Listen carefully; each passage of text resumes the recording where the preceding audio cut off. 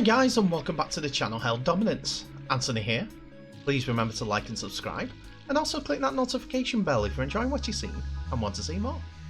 Coming up, NRL integrity units to speak to Warriors player and Storm stars, and NRL and Sport New Zealand trying to get Warriors staff on. So there's some interesting news coming from Australia as Vodafone Warriors CEO Cameron George has confirmed his fullback Reece Walsh, seen here, was arrested following an incident on the Gold Coast last night. This being on the Sunday the 26th of September when this statement was released. He said he met Walsh this morning and he had informed the NRL integrity unit because of the incident. George also said while the matter is under investigation for the club itself will not be making any further comments until a later stage. And this was continued in another statement to the press as it's confirmed by the police, the Queensland police, that he has admitted to being in possession of cocaine, Reece Walsh said. The Queensland police confirmed that at 12:15 AM on Sunday morning, police officers had arrested Walsh, with the fullback speaking to the media in tears when he admitted to being in possession of cocaine. I was told by officers last night to move on. I didn't move on, which led to me getting arrested and taken to the police station, said Walsh. Once I got back to the police station, I was searched, and I was in possession of a small bag of cocaine, which I had some of during the night. No one else is involved in this. This is solely on me. I should never have done it. It was a mistake that I've made, and I'm aware of that. I'm remorseful and should never have done it. On the back of this, the New Zealand Warriors confirm Walsh will now be attending counselling. It's a tough period this morning to get through this for his family and himself, said Warriors CEO Cameron George after a couple of days after the incident. It's hurt this kid. He's learning. He's been exposed into a very big arena that carries a lot of responsibility and pressure. However, none of that is an excuse for Reece, which he established this morning. We don't condone this behaviour, so we'll continue to work through the situation with the NRL integrity unit and also our club in terms of the sanctioning process. But as it stands now, he's been charged with one count of possession of a prohibited substance and will attend court in mid-October. Until that process is over, we won't be giving any further detail. Which the cynic in me will say that he'll comment in another couple of days. Reece Walsh himself had only made his professional debut in the NRL this year with the New Zealand Warriors. He has played 16 games, scored 9 tries and 21 conversions, and is tipped to have a top career in the game. This though may set him back a little bit. And not to be outdone in the party powder stakes, the NRL is reportedly poised to launch an investigation after footage surfaced of Melbourne Storm stars partying after their preliminary final loss. Brandon Smith and Karen Munster will have to speak to the game's governing body, with forward Chris Lewis also likely to be interviewed by the NRL according to the Daily Telegraph in Australia. The video, which has been seen by foxsports.com.au after being circulated on social media, shows Smith wearing sunglasses near what appears to be a white substance on the table of an apartment. Smith is seen rolling up a banknote and then picking up a credit card next to the white substance in this footage, while Cameron Munster is standing in the background among at least 6 people in the hotel room. Now a second video has emerged of Munster dancing on the table and clutching what appeared to be a small package containing white powder in his left hand. This is all allegedly at this point. I've seen the videos, it could be anything at this point until we get a determination. Then it's all allegedly at this point. Now a second on Tuesday morning, the Storm issued a press release confirming the club was aware of the incident. The statement begins, Melbourne Storm is aware of the video provided to the NRL Integrity Unit yesterday. The club and the players involved are cooperating with the NRL Integrity Unit investigation. As the matter is currently under investigation, the club is not in a position to comment further until this process has been completed. Both in Australia, the Daily Telegraph and Channel 9 reported to the NRL was aware of the first video, with the Integrity Unit subsequently set to ask questions. When asked by the Daily Telegraph for comment, Storm football boss Frank Ponisi said there is a process to go through. Speaking after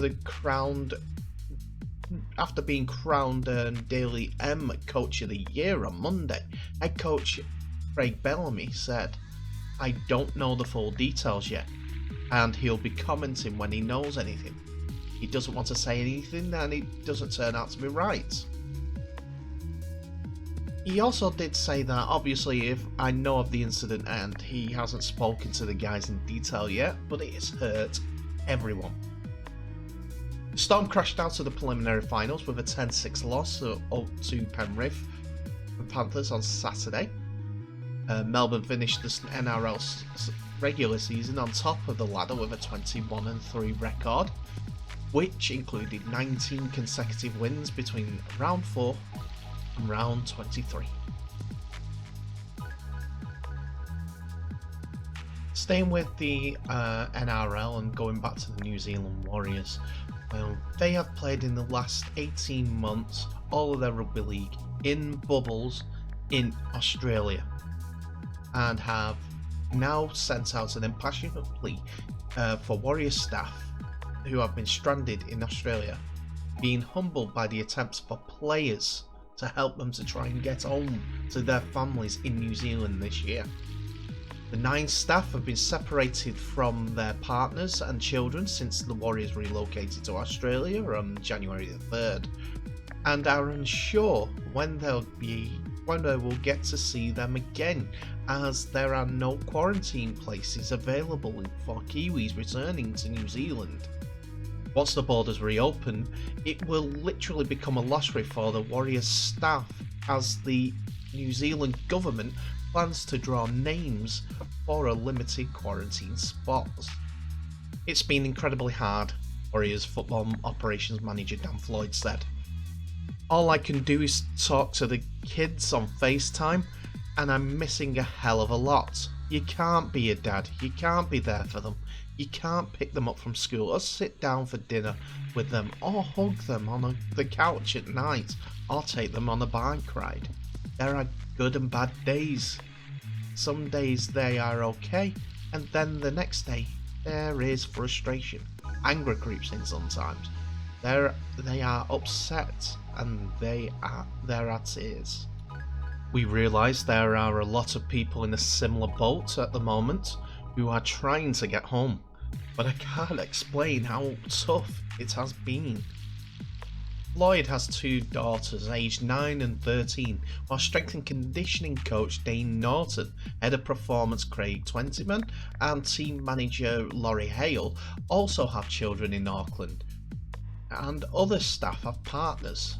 Some have already told the club they won't be able to join the team in Redcliffe next year after almost 2 years away from their family, and see how difficult it has been for staff at various times this season, prompting Warriors players to launch a social media campaign.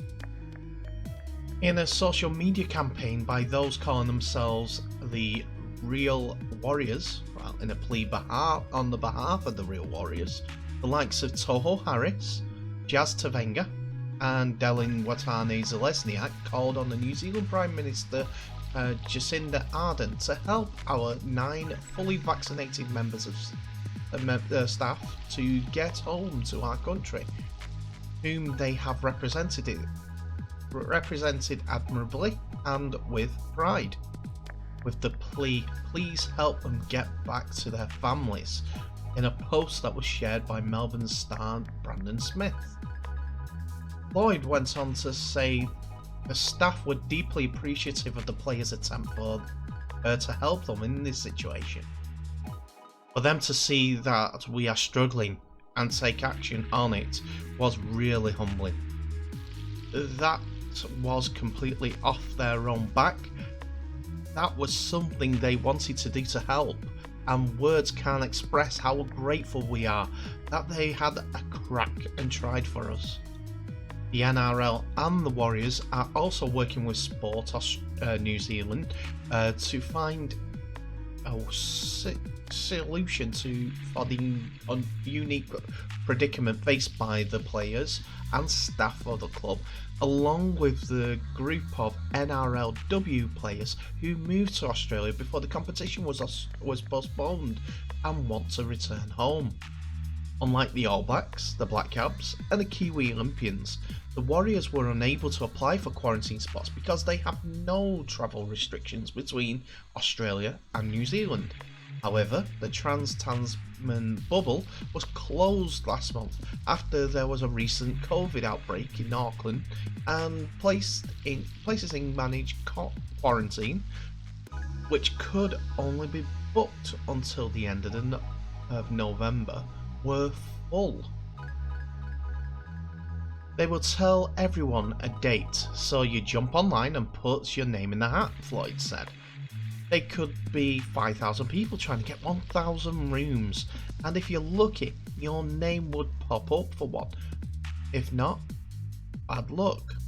For example, we have got 9 staff here who are trying to get home, and 3 of them could get a room, and the others missed it. So there were only 3 lucky recipients of rooms for to be placed in quarantine before they could go home back in New Zealand.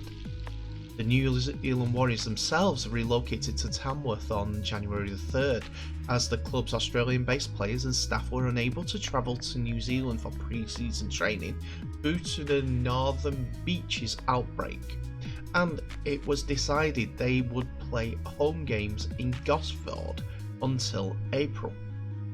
Their return to New Zealand was delayed until July and then pushed back until last month's round 22 clash with Canterbury, which was also cancelled after the competition shifted to Queensland at the start of the current outbreak in New South Wales.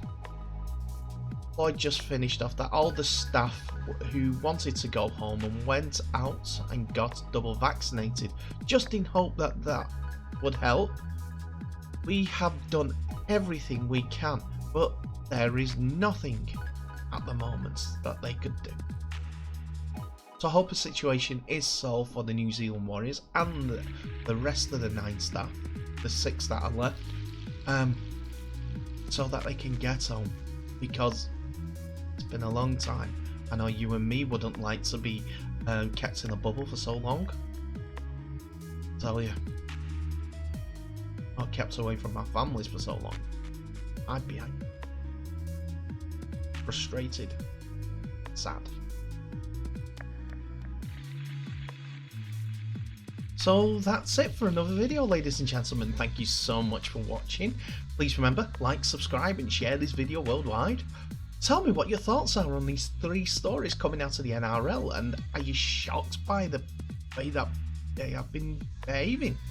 I never knew the Daily M Awards was such a party event. Goodness me, I'd have to visit sometime. But hey ho, what can you do?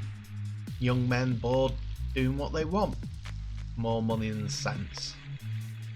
I do hope that they all get to go in front of the NRL Integrity Unit and plead their case, but they all should know that they are on TV. They're setting an example for the youngsters, and this sort of behaviour should not be involved in the sport. Want to grow it, not to make them entitled hooligans with issues. There's enough things to make you go doolally on the pitch, rather than take things that make you go doolally off it. But hey, that's for them to talk to the integrity units about. Please remember to share this video worldwide. Tell me what your thoughts are about it in the comments. But in the meantime, stay safe, all the best, and I'll see you in the next video.